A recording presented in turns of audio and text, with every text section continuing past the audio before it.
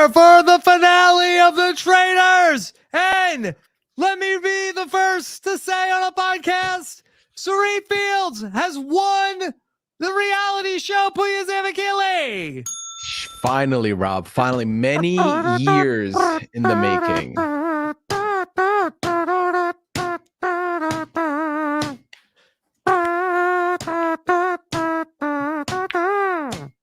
Wow. We did it, Joe. Oh, my God. I'm got hot again. Oh, my God. What a finale. What an incredible fashion. That was better than any fan fiction you would have read on the internet about it. And I finished watching the episode like 10 minutes ago, so please forgive me, forgive us, but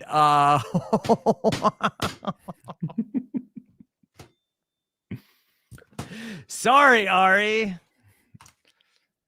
In the words of a bald man on BB Can, sucks to suck. Yeah. Yeah. Wow. Amazing.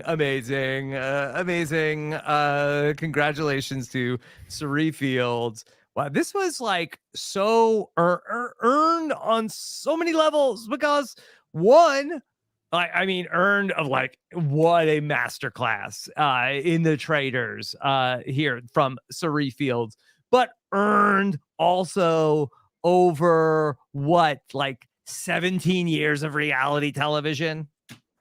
Well, 4 seasons of Survivor. I think Survivor Panama, I think, was 2006, I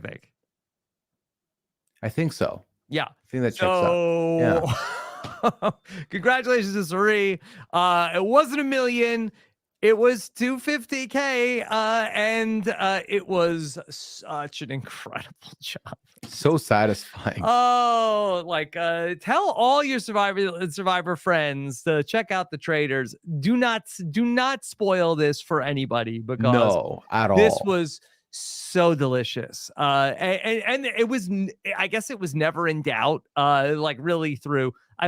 From the time that, once like Christian was out of the game, nobody even said Sarie's name again. So I guess it was never in doubt if she was going to pull it off. I guess the only wild card was Arie, if she was going to split the money with him. I guess maybe also if in trying to untangle everything with Arie, that maybe like somehow it could have like turned back around on her. So I was concerned, but that when the bag goes red and you knew it was coming, right? It felt you knew that it was way. gonna happen. Rob, listen, I knew it was coming. I just couldn't believe that the two faithfuls in the middle also were like, "Yup, I trust everyone here." Well, I don't understand because did the Traitors not know there's 3 traitors? Did they think that there was 2 traitors? You caught Cody and you caught Christian, and that was it. We good? I feel like Quentin is the one I remember saying there were 3 at one point, right? I didn't make this up. Someone at some point alluded to there being 3. I don't understand. Did Arie just like completely brainwash these people? I was like, hey, you dummies, what are you doing? Like, I understand like Arie being like, I think we're good here. Makes sense. That makes sense. But for Andy and for Quentin, you think the whole show was there was 2 traitors? So allegedly, Stephanie said that they were told 2 to 5. 5? That is excessive. Mm-hmm. So I guess they were like, you know what? We got the 2. That's probably what it was. Kate was clearly wrong. If it's not Kate, it's none of the rest of you. All right. So, hey, you thought there were 2 traitors. Okay, fine. Then why didn't the show end after you got Christian? Like formality. I guess so. Was it just like said that the faithful could just vote out each other if they wanted to? So basically, based on like if you had an alliance, you can get down to like with other faithful. I think the way I see it is in the event that you get rid of all the traitors, which I don't think is possible. You would still, it's like a maximum of 4 people can win the money. Then you can whittle down to however many you want, but a maximum of 4 can have this money. so happy for Arie. I would love to just talk a little bit about Arie's decision. Also, we're here live. We can take your questions as well. Yeah. We do a lot of questions here at the end of this. Also, this is not going to be the end of our Traitors coverage. I am scheduling a Traitors roundtable coming up that we will. So once more people have the chance to see the show over the weekend, we're going to have another Traitors podcast coming up on Monday. I will work also that we have a good relationship with our friends over at Peacock. And so we will work on bringing you some Traitors post-game interviews as well. So we will continue with our coverage of the Traitors season 1. I have no doubts on season 2, right? Surely, after the way this ended, surely this was exciting. If anything, if it doesn't get renewed, I shouldn't say any further. It'll get renewed. Yeah. I feel optimistic. Okay. All right. So Arie, Arie red bagged him. Okay. All right. He says, like, all right, I see what's going on here. Yeah. I'm gonna. Okay. Was that? Tell me. Was it sour grapes? Was it a graceful exit? What do you think? It was like in the middle. I feel like he wanted to go out on his own terms and he didn't want to play because I think he saw the writing on the wall, right? The minute Kate is the one that gets voted out, he realizes, oh, what happened to our plan? Okay, Arie has made another group over here on this side with Andy and with Quentin. I'm out. So the minute he saw the red fire, he knew who was getting voted, right? He knew what was happening. Yeah, but I feel like he robbed us of a moment. Like, I wanted him to be like, no, you have to believe me. It's her. She's the traitor. And then Arie be like, what, me? Come on. Let's vote him out. Listen, I'll say this though. See that. I feel like as much as I would have wanted to see that, I don't think my heart could have handled any more. We were so close to the end. I didn't want anything rocking that. So, go ahead. And then the hugs, Rob. The hugs. It was so good. It was, and then they were like, Quentin, because I thought, I forgot, the show. Oh, okay, now Arie just won the show, and they're hugging, and all right, Arie just won. And then Quentin gives a confession. He's like, wow, Arie, what a move. She just went from, instead of we're splitting the pot 4 ways, now we're splitting it 3 ways. I'm like, oh, they still don't know. And so Arie walks off, and then it's another round of, all right, green bag. Okay. And now the reveal. Oh, it was emotional, but it was also delicious. It was great. It was perfect. It was great. I'm happy that Andy took it well, because we worried about them, of they were the one that did not. This wasn't a game to them, and ultimately, while it was emotional, so I have to say, it was not. It was not like, don't ever speak to me again or anything like that. So that was good. And Arie, it basically said, look, what do you want me to do? I just met you, similar to Jesse back from Survivor 43. It's like, hey, my alliance is to my family. Get that money, baby. Exactly. And I love the way she explained it to Andy by telling them, when I came in here, they said I'm a traitor. So I have 2 options. Either I leave and go home to my family, or I can be the best damn traitor that I can be. And I had to take that route. Again, we talked about this, but no one can blame anyone for playing the role they are playing. Like, whichever side you're on, whether it's the traitors or the faithfuls, they're going to play to win, right? So I definitely didn't expect Andy to have any faults with Arie. Again, it's Arie we're talking about. If anyone's going to stab you in the back and then shake your hand, give you a hug, it's Arie, and you're going to hug back. You're not going to be like, no, don't hug. I want the hug, Arie, please. Yeah. So what a historic night this was. I mean, for us, I guess for people who watched it yesterday, it was a historic day for you. So I'm just so tickled about this whole thing. Thank you to the Traitors for coming along and really righting this wrong from Survivor history. hey, they went back in history, they changed it up, and we no longer look at Suri and think, how has she not won something? She not only won something, Rob, she won the beginning of a franchise here. She has set the She's gameplay, the Richard the Hatch of standard. Traitors. Exactly. We said this a couple episodes ago. Future players, future people who find this show, Suri is the blueprint for how you play this game as a traitor. No one, it was a perfect game. Not one vote written against her, not one suspicion on her the whole way through. And then, Rob, I cannot stress this enough. You get to this final 4 voting decision time, everyone was ready to end the game. Suri's the one who not only chanced it, goes red, gets out the other traitor there, pretty much bets 125K on herself, gets that doubled up, and then trades hugs with them and then raises the trophy. Yeah. Incredible. Yeah, I mean, I would have loved to have gotten like reaction from all the rest of the cast along the way. Also, I feel like a confessional from Arie after the fact, I think also would have been good to get about that. But like, we're really nitpicking at this point. I will say that for any future survivors who are going to participate in Traitors Season 2, I think good luck. I think Suri ruined that for you. Sorry to say. What are you gonna do? Not her problem. But wow, I'm just this is just so amazing. What a great overall. The finale was strong. I mean, overall the mission was kind of neither here nor there, but that last 30 minutes or so was just one of the best finales to a season. Oh, absolutely amazing. I mean, I love that we started off with a traitor getting taken out. I think that was a good choice to leave that cliffhanger moment to kick us off on the finale stream episode. And then I think they gave us enough time on both the round table, the stuff out of the mission.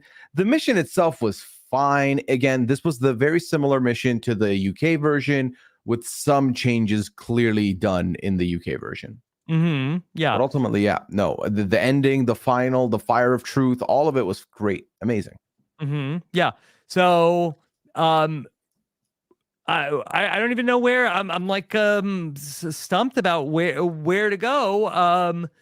For Suri, I mean, she positioned herself in this incredible spot where Arie and Kate seemingly had like paired up.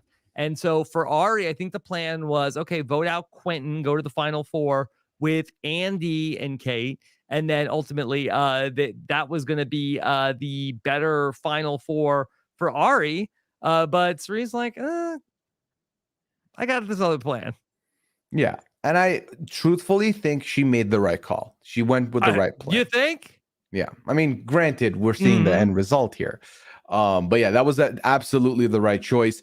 No one else could have voted out Kate and gotten the response from Kate the way Suri got. Again, it's just graceful the way she lets people go and they hold no ill will towards her at all. Amazing. Yeah. At what point do you think Suri thought, maybe I just should get all the money? I feel like that speech, right, with the explanation of, I have been playing from day one. I've been lying every day. I've been killing every night. Yeah. Like what did Arie do? He got 3 shields. And you know what? He didn't get them. They were left for him because he was the last to pick every time. That's it. I will say Arie was helpful to Suri. That he certainly was a person who contributed to getting Christian out. I think that he was very useful at that point in time. Other than that, I'm trying to think about what else he was like pretty useful in. I think that really Suri used him as like a means to an end there, and she was able to like he was one of the better players, and it also helped like get like maybe like had he been one of the faithful all the way through, like maybe he is the person who ultimately starts saying Suri's name, like, hey, everybody, this doesn't make sense. So getting him on board, I think was helpful. But then, you know, yeah, I mean, maybe he deserved like 10K. He's fine. He'll be okay. He'll be He's okay. fine. Yeah. I mean, and I think that's what it was, right? His whole speech of I don't need this, like I don't want to take anything from anyone else. It's like, okay, that's, you know, you're living on your terms, you're telling us you're a little flex on the way out. That's cool. I do think, to give him credit where credit's due, I think Arie would have been a decent trader had he started earlier. I don't think he would have cracked quite the way Christian did. So I'll give him that. Yeah. Also to Quentin, I have to give big props to Quentin. Kept the streak alive. It was a perfect season, was never once right about one thing the entire season. So for Quentin, he went 10 for 10. Yeah, I was about to say 0 for 23, but 10 for 10 works as well. Yeah, I mean, the man's radar was off. Only voted out faithful. Only voted to keep Traitors. Yeah, it's like he brought a radar along with him, but it took AA batteries and he did not pack those at all. It was just off the whole time. Yeah. So, but seems like a fun guy. I liked having Quentin on the show. And for Andy, you know, a great competitor in the challenge is ultimately the person probably with the biggest heart in the whole show, who really looked at this as a family. I really do wonder how much reality TV had Andy seen coming into the Traitors. I'm not sure. For all we know, they are a big reality TV fan or they watch these shows. I just think they may have underestimated how much it was going to impact them. That's what I thought. Because again, I think back to the first confessional we saw from Andy, and they were giving me heat. They were ready to go into this game and you know, grab it by the horns. So I felt Andy was going to be a strong character as far as the game goes. But I think the game just slowly broke them down. And I think by the time you get to the end, they're in a position where at least the one thing they can hold their hat on is the people I'm really close to are here, and I'm happy I'm winning with them. That's really what it came down to. Yeah. So we'd definitely be interested to know a little bit more. Okay. Let's talk about Kate. Kate's journey here into the final five. Kate ultimately, you know, I think she sort of like had her ups and downs, but I think went out on like a you know, rather positive note in this game. Absolutely. I mean, this was the same Kate who was throwing barrels of money on that one trip willy-nilly. She dove into the water off a helicopter. She helped. She cracked the case on the little safe at the end to get them 40. That 40 some K, that's Kate. That's Kate facilitated that. So not only was she back to like playing the game and contributing, but also I feel like that cloud of despair that was around her head started lifting a little bit into because midway to the season, it was looking grim. By the end of the season, she was back to normal and it was great. I absolutely enjoyed, again, Kate's journey, second to Cerie's journey for me, as far as like the intrigue and the storyline there. Yeah, I've never seen Below Deck. I would be more interested to watch Below Deck after having Kate on this show. I think Kate successfully has turned quite a few heads onto potentially checking her out on other shows for sure. Myself included. Here's Anna in the chat. Anna says, y'all have never seen Below Deck. Kate will only do what she wants to do when she wants to do it. So, gave that vibe. Yeah. Okay. And so also on Below Deck, there's two Kates, Sober Kate and Drunk Kate. Drunk Kate was there for most of the show, but I think we had Sober Kate at the end. So that's certainly possible. I wonder if Kate and Rachel are on good terms after this whole thing. I'm very curious to know. I have so many answers about where everyone's dynamics are having left the show. I feel like they're all fine. I think everyone's on good terms. I think everyone's come off it based on what I've seen and what I feel. I think we're okay. I think hopefully we're all clear. Fingers crossed. I feel like I say this about once a week. I do volunteer to host the official, unofficial Traitors reunion show. Please, Rob, please, can we have it? Yes. Okay. Okay. So certainly. All right. Let's go to like Kate and Rachel. You're good, right? You're good outside the show. Okay. Have some pizza. Have some pizza. Have some more. Hey, have some more pizza, Michael. Eat. Come on. Let's. Amanda, what? Everything good back home now? Everything okay? All right. So then this cliffhanger, if you want to call it that, started with Christian in the finale of is Christian going to be voted out? He goes out. No sour grapes from Christian. That he was crying. He said he respected the move from Arie. Perfect. I honestly feel like that is the best way to go out here. Because again, if you're Christian, you knew you goofed. You knew you had messed up. So I feel like knowing that helps ease the blow because he doesn't feel completely backstabbed. He gets that they had to do what they had to do. Yeah. Ultimately, he's not too upset about it.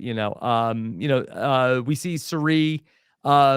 She in that instance also, she does such a good job at these ceremonies. She, instead of saying about like what she didn't like about Christian, she says, Kate, the ring of truth, there's the ring of truth, and I hear it when you say you're faithful. I hear it, so I had to vote for you, Christian. It's not anything ever against like Christian. I've had my eye on you for a while. I'm voting for you. It's like, no, I trust you so much, Kate, that that's I have to vote for Christian.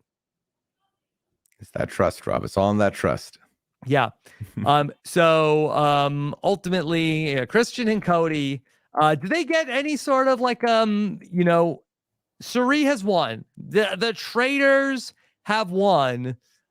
Christian and Cody, are they out? Are they celebrating tonight of like, hey, the bad guys won, or it's like, hey, it wasn't me? No. I think they're happy that the Traitors pulled it off, right? I mean, at the end of the day, that is their team. Even if the way I see it, it's like if you were a player for a team for like 15 years and then you leave and then the next year they win a championship, that's still your team. That's like you're part of that family, right? So maybe Arie pays for a couple nights worth of drinks and then they get nothing else, but they get to know that their work wasn't for nothing, right? Their work wasn't for nothing. They still contributed to that win in the early time. Yeah. I want to invite the audience again to bring in some questions here now that we are at the end of 10 episodes of Traitors. Here's a question from AJ. Where does this win rank in terms of most satisfying wins in reality TV? And there's been some good ones of late. It's pretty up there. I'm not going to lie to you. I think this is my most satisfying of the last many, many years. Personally, and we've had some good ones. We've had some really good ones this past year alone. We've had some amazing ones. Yeah. This was for me like I was really pumped up. I mean, you had Taylor's win in Big Brother, Marianne, just most recently, Kevin, and Marianne and Kevin for sure. But the thing is, like, I think there's different shades here because it's like for Arie, this was not a win like with Taylor's win. I feel like was about she faced so much adversity in her season over 3 months. She faced almost every form of adversity one could face. Arie was so good, had such a cakewalk.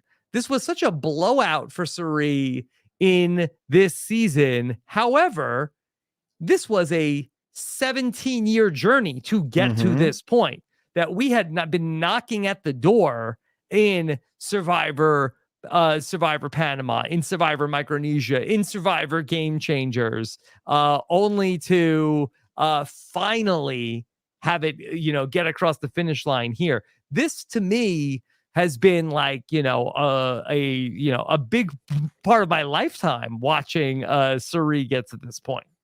Right. It feels like there was something missing, and that was a big item in the trophy case for Arie. Mm-hmm. And we were able to witness that, and we were able to witness that on our own amazing journey of 2 days, Rob. It's been great.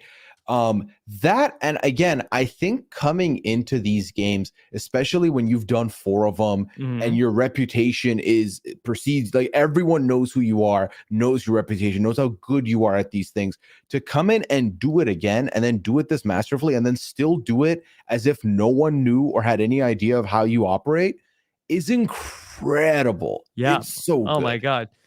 Hold on. Pooya, is the title of greatest player never to win a reality show, has it been vacated? Are you back in the mix, Rob? I'm back in the mix, baby.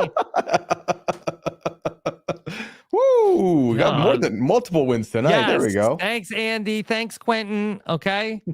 All right. Let's see. How about from Resonating Words wants to know, with how Arie dominated the season, is this an argument for next season Traitors to be all new as opposed to experienced competition TV players? If we had another season of the Traitors, would you want it to be a la like a challenge CBS, all people from shows, or would you prefer it to be fresh meat? I think I will take either or. I don't want another mixed. I feel like the mixed thing can really be complicated, but especially with this, you know, it was mixed with reality show people, but then like 5 of them are from competitive reality, 5 of them are not from competitive reality. But there was such a marked difference between the people that were from shows and the people that weren't from shows, both in terms of skill of play and also in terms of bringing personality to confessional and to the story. While you had a few standouts that people that were sort of like big stories on the show, specifically Michael, specifically Christian, because of the position that he got thrust into. You know, Andy and Quentin figured into the end game, but really the newbies were awfully quiet and awfully bad at the game. Yeah, I think that's the thing, is that the newbies were not at a level of gameplay that could compete even with the reality folks. So I do think next season, let's go fresh. Let's go complete fresh new 20 who are new, and all they know is they've watched the first season of Traitors. That's all I want. Oh, interesting. Okay, that the blueprint is out there. Yeah, that might be an interesting way to go. People who have seen the show. I do feel like that the celebrities did add a lot to it. Like I feel like the big personalities, you know, Kate versus Rachel, and I feel like that a lot of the drama was provided by these big personalities. You know, inter show issues of like Rachel and Cody. So I would be very fine with them bringing in people from, you know, all different walks of reality TV shows. Yes, it's like the equivalent of the challenge, only in this show, the challenge don't really matter. Mm-hmm. Yeah. Okay. How about a question about let's see, a lot of the questions about casting the second show. How about this question about Alan Cumming? Freivault says, of all of Alan Cumming's incredible looks, which one was the best? It's gotta be the Luigi realness, the Luigi in Paris, what we saw in the early in the season. There were a lot of looks to pick from, Rob. Yeah. But one of the berets, easy for me. Final answer. Yeah, I mean, Alan Cumming was fantastic all the way through. Like, he brought gravitas where gravitas was needed. He brought levity at many, many times throughout the season. He never seemed like he was above it. Like, I kind of thought, like, where you have somebody who's like a big star doing a show like this, like they're just phoning it in. They're just doing it for a paycheck. No, he was fully committed to every single time that he was on the screen, and really did everything he could to try to, like, you know, I don't know what he thought about the games or you know, how important they were, but he sold everything he had every time he was on the screen. Yeah, I feel like there's been a lot of discourse now that we've had 3 trader shows from 3 different countries to compare which one do you like more. I say this, I think traders have nailed it with their hosts on all of them. And Alan was phenomenal and absolutely necessary for this. I feel like the doing the most with this role and actually making it seem like you're seriously this character, I think made the show more immersive for us and more immersive for the players in real time. So it was awesome. Question from B. Will Andy forgive Suri? Now, we just finished watching the episode. I don't know if on the social medias has any of the players talked about, made any official comments or anything.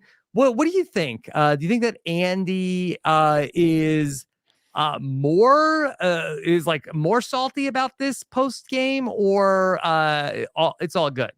All good. It's got to be all good. I again, I don't think there's a world.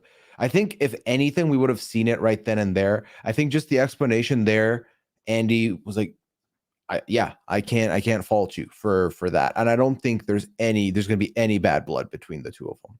Yeah, I mean, like, if I'm Suri, like, Andy can be mad at me forever. Like, no skin off my nose, right? I mean, it was a 2-week game. Yeah. So it's fine. We'll be fine. You got in the big pool, okay? You went on a show with some incredible all-time reality TV stars. You got. What are you gonna do? You got marinated by the greatest. Yeah. It's like when I play chess with my son, and I win, and he's like, "That's not fair." I'm like, "Look, I've been doing this a lot longer than you have. What do you want?" You defeat your children in chess, Rob? You're checkmating them? I don't want him to get overconfident, Pooya. That's fair. Damn. Best to never win, folks. Right here. Yeah. Sometimes, look, I take it easy. And then he starts like multitasking. Like he's like watching a show and not even like paying attention. Insulting. I'm like, all right. All right. Let's get this done. I got places to be. Yeah. Let's get some real talk going now. Okay. I love that. All right. All right, chat. We'll keep going for a while here. I don't know what else to talk about. We've done 4 other podcasts about this show today. If you were on Traders, would you rather be? Would I rather be a trader one giant trader? Yeah, or 5 faithfuls. So when I play these games, I personally enjoy being somebody who's in the faithful more so than I do not enjoy Andy. I don't want to be in the traders. I do not want to be. I'll be mad if I have to be in the traders. That being said, I like the job security of being in the traders. But I do prefer the job of like being the Benoit Blanc of like trying to figure out who the traders are. Yeah, I want to be in the Arnold Palmer position. I want to start and be a little bit of both. Let me be a faithful that gets recruited. Yeah, that is the sweet spot. That is the spot. I mean, I guess not so much for Arie. I mean, not everyone can do it. It's not easy. Yeah. Okay. All right. Bobby Hall has a great question. Best faithful gameplay. Who was the MVP of the faithful? The traders. The traders got the traders out, right? Like that's the vibe I'm getting. But if anyone was sniffing the closest, Brandy off of one night clocked 2 of them. Brandy did, but ultimately I think her approach was bad. I think I was really, if I had to give the MVP of the faithful, I think I either go Rachel. I think if Kate's not in this season, I think things go differently for Rachel. I think she was snowed in a little bit, like focusing. I think that Kate got Rachel like off her game, and really I feel like through very little fault of Rachel. Kate just got a hate into Rachel. Rachel walked in a room. Kate like obnoxiously walked out. That she basically was making like insulting Rachel. Rachel, like obviously this person's a traitor. They went back at it. Rachel just got sucked in. It was like a downward spiral for Rachel. Steph also.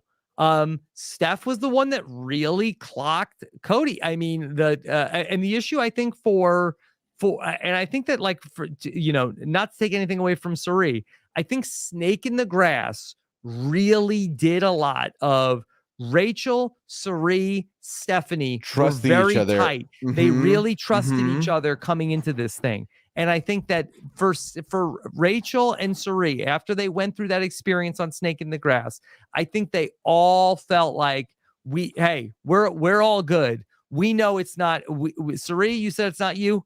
I know it's not you. No, those are all good mentions. I think for a minute there, Kyle was cooking. I thought Kyle was doing a good job until he got taken out. And then overall MVP of the Faithfuls, I mean, I'm gonna leave the show remembering Kate the most of like being there the whole way through and then giving me entertainment. Yes, for TV, not for figuring stuff out. She was right. She ultimately was right about Christian, but I think that like it was like Brandy hated Christian, and then she kind of like forgot about Christian. She was like Rachel. Once Rachel was gone, she's like, you know what? I forgot. I do hate Christian. I hate him too. I have some room in my heart to hate him too. I forgot. I hated Rachel so much. I forgot that I hated Christian also. Yeah. Okay. How about this question from Kay? To make it not so lopsided in favor of the traitors, should there be neutral roles added as a way for the loyals to figure out who could be bad, like a doctor in Mafia? No, I don't think so. I think the excitement of the show is that you don't have that definitive proof of that. Think of you think of the podcaster mafias you've watched us play, where someone comes into the night, I detected Rob, he's bad. And now Rob has to sit there for 5 minutes, be like, well, I'm bad, but I got to pretend I'm not to like try and survive. I think keeping it like this helps. I think half the fun is the chaos and the mess and people hard accusing each other over nothing.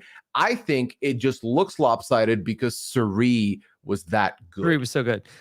My twist for the game, and I stand by this: the missions have no stakes. That if the mission gets won, there should be some sort of a clue to the identity of the traitors, of like that you find out which team the a traitor was on, or which team, how many traitors are in the game, some sort of like, if the mission is completed, we will add this money to the pot, and also you will get some piece of concrete information, not necessarily like a detective power of like is Christian a traitor, but there's some sort of like piece of information that helps the traitor, helps the faithful in some way, and that would give the traitors an incentive to try to throw the challenges, and so you would have some intrigue. I wasn't with you until you mentioned the tail end of throwing the challenges. The traitors, we need that. Yeah, we need the traitors to not really want it. I mean, the money's great and all. Obviously, that's what they're there for, but kind of incentivizing them to win, or I think make the shields not be just one and like throwing one in a sea of 10 people. Make it so that there's a couple of them and then the winning team does get a shot on it. So that way, if there's someone you were planning on murdering, you can potentially throw or sabotage to prevent them from getting that shield. I think I like that. I want the shields to matter. Yeah. And I want the competitions to matter. Well, Rob, they got to switch it all out now. I mean, all these competitions were done all around this castle. They can't do the same competitions next season. Sure. Got to switch them up. Yeah, that's their problem. They can figure that out. Okay. Yeah, it's not for us to worry about. All right. Bill Hall wants to know, should Peacock explore another way to drop the show for season 2 rather than all at once? Now, if this was a weekly drops, say we got episodes 1 and 2, would you prefer to have had it the way now? And we had a great 2 days. I mean, I feel like it was just yesterday that we started recapping this show. Yeah. But here we are. Would you rather have done what we did these last 2 days, or would you rather have Traitors be a part of your life for the next 8 weeks? Okay. So I feel like we cracked the code on how I want to enjoy these 1 day drops, because this has been phenomenal. This journey was great. I got the perfect mix of, oh my God, I'm going to know who won tomorrow night, but also I'm pacing myself and I'm not just binging all of it in a 10-hour span. So that was nice. But also weekly, I do love seeing more discourse. I do love being a little bit more involved on social media and like seeing people's thoughts and, speculating and playing and theorizing and listening to podcasts. Those are great too. But if they were going to do these cliffhangers like this, I don't want it weekly. That'll say it. I don't think I could sit there for a week on a massive cliffhanger and not know. I need conclusion at the end of an episode if I'm not going to see it for a week. The cliffhangers were bad. I will say that. I think they made a mistake putting it all out this way. And while Traitors, I think, is going to be huge this week, I think everybody that's a Survivor fan, I think this was a good time to drop it. I think people are there's going to be a lot of word of mouth. People are going to watch it. But I really feel like that, you might get people to try Peacock to get in there. But, the reason why you have weekly releases is so people keep Peacock. Yeah. I mean, listen, if we're talking about money, this way you've guaranteed a month. 10-week release, that's 3 months. That's 4. That's 1 plus 1 plus 1.5. Sorry, a half. So, yeah. So I do think that both selfishly and then, as a viewer, like I'm really, I love the way that we did this, where I was able to do the whole thing and did not get spoiled. But I feel like, I do think that in terms of like enjoying a reality TV show, like, if it ain't broke, you know what I mean? Right. Exactly. And I feel like, again, I feel like we're in a day and age right now where there's so many shows firing on all cylinders, right? I am in the middle of The Circle. Then I just finished UK. I'm going to watch AU, then this other show, then that other show. So I do feel like ultimately we are in a place now where there's just so much being thrown at us. So in a way, it was kind of nice to be able to put it on my plate, finish my plate, put away my plate, and not have to juggle a 8th show in like a weekly cycle. But I do think weekly could have been fun. Maybe 2 a week could be the move. I don't know. Okay. Pooya, Mel Holtz wants to know, who else from this cast would you have liked to have seen as a traitor? My guy Reza.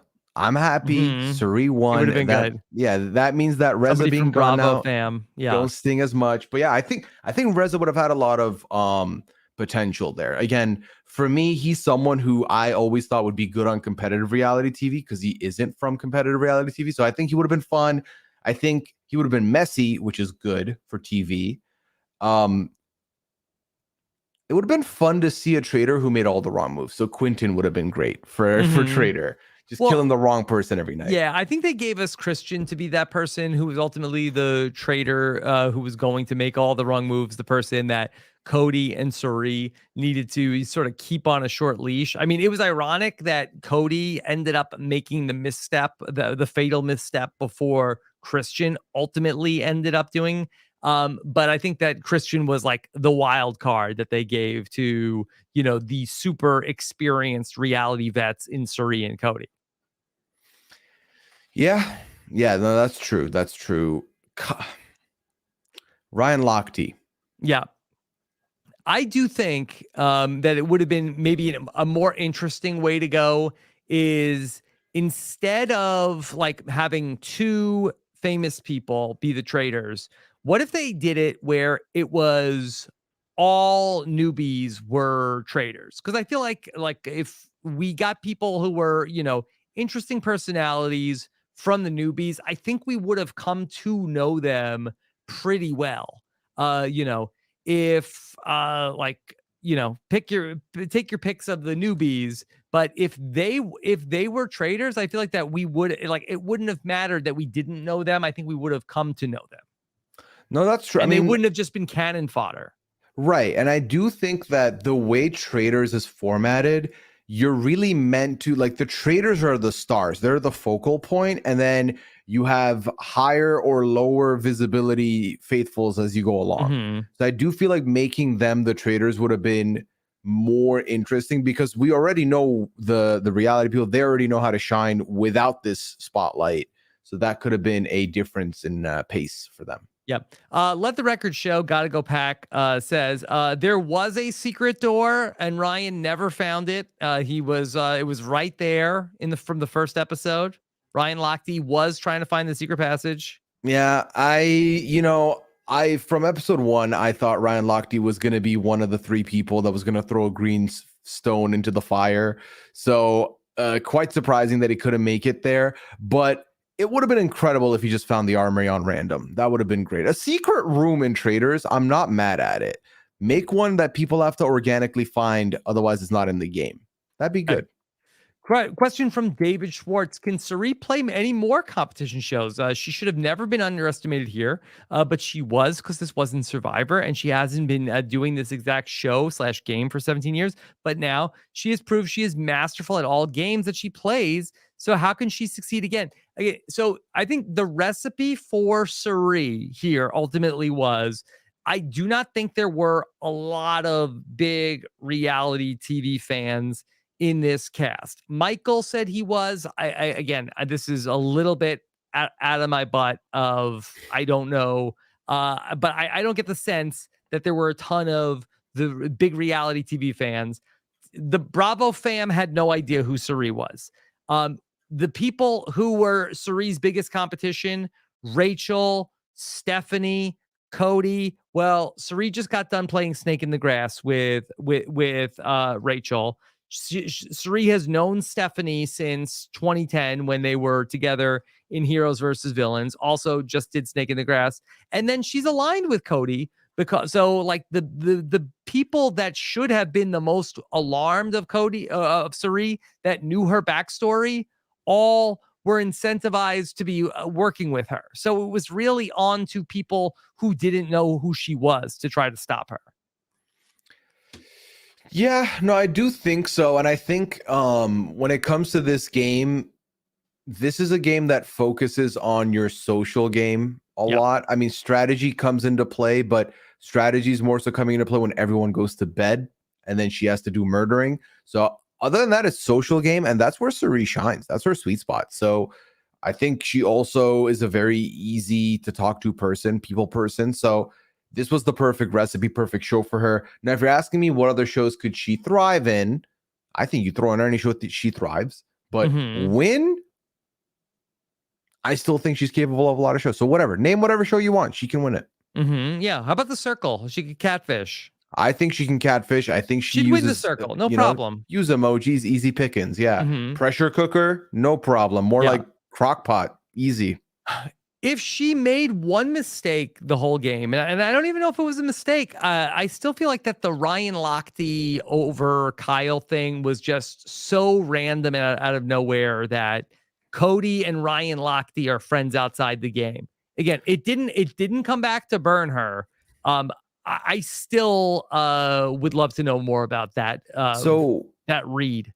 So this is how I see it, right? To me, what she was able to do to Arie, I think if Ryan was there at the end with Cody, they could have done to her, where she has Quentin and Andy locked up. She can go on a plan with them, Lochte, and then she can get Arie eliminated and win all that money. I feel like we thought Ryan Lochte would be at the finals. I think it was clear to her, no one thinks this man is a traitor. No one's voting for this man. He's a shoo-in for the end, and he is closer to Cody than he is to me. So if I go to the end with Cody, Ryan Lochte is going to listen to Cody. If Cody chooses to backstab me, I'm getting backstabbed.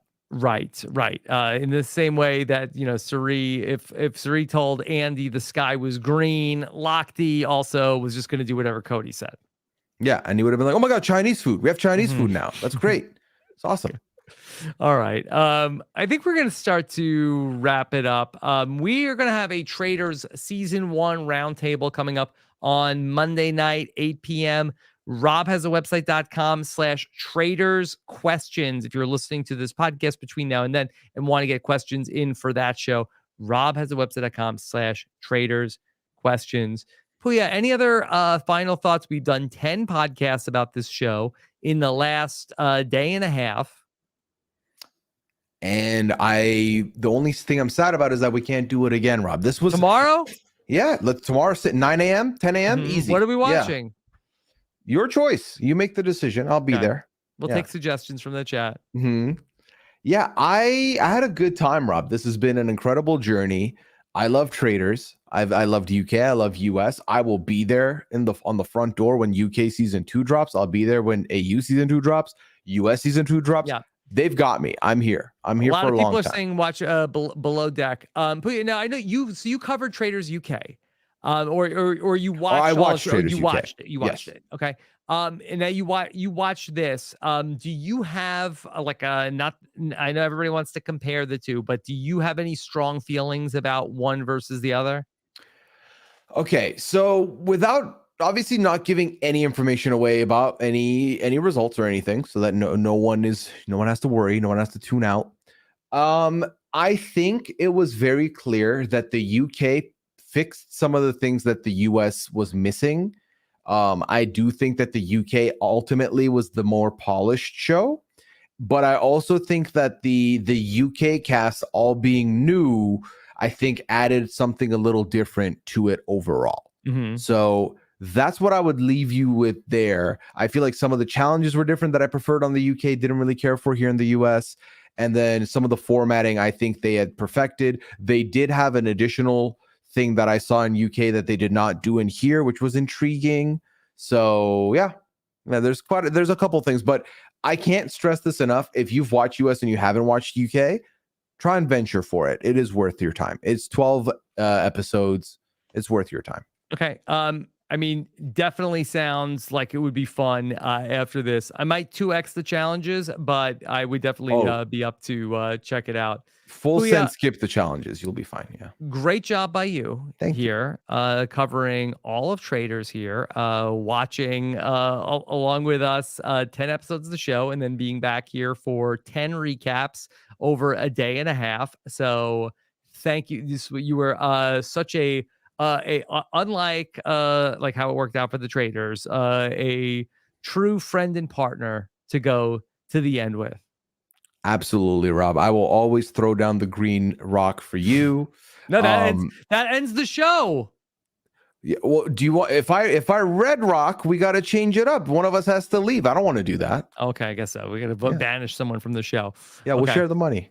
All right, but Pooya, great job. Also, want to shout out Liv in the Rob as a Podcast patron Discord, who was helping to keep all of our watch parties set up and going over these last 2 days. Had a ton of people enjoying watch parties in the patron Discord. So this was just a really fun way to do a big, massive streaming drop for all of these types of shows, and something I definitely want to try again in the future. And I definitely think we did unlock something new here, Rob. I can see many shows going this direction and having this level of excitement, this level of hype. And it was an honor to be a part of this. I had fun.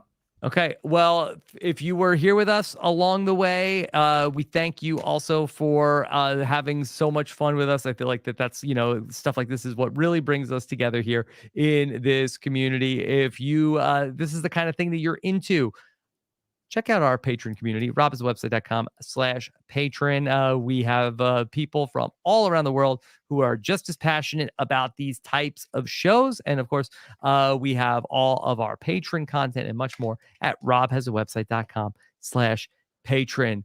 We have still a ton of stuff for you that is going up. We are going to have our recap of week 3 of The Circle. Taryn Armstrong is going to be hosting that coverage tomorrow at 5 p.m. Eastern on Saturday. Not to mention, Jess and Mike covered this week's Tough as Nails. I covered Special Forces.